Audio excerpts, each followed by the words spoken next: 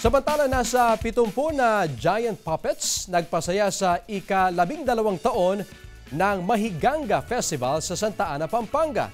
Ating dayuhin sa report.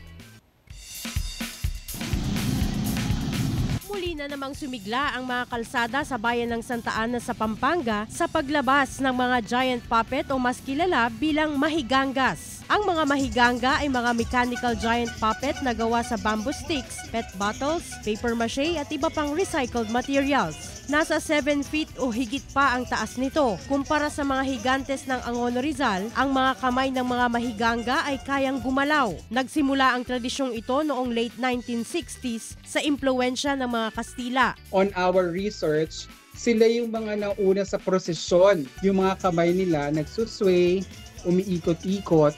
Yun yung manifestation na inaalis or tinataboy nila yung misfortune, mga sakuna, sakit. Highlight sa selebrasyon ang dance-off ng mga mahiganga kung saan nagpapaligsahan ng mga giant puppets sa pagsayaw kasabay ng mga sikat na tugtugin. We're very open to help the youth.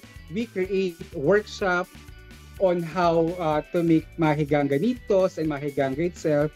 We also help to outsource yung mga materials kung saan pwede, kung saan mas mura. Bukod sa paggawa ng malalaking mahiganga, nagkaroon din ng mahiganga poster making at paglikha ng mga cute na mahiganga nitos o mini mahiganga na nilahukan ng mga kabataan. Glam Kaliktan, Dizon, One North Central Luzon.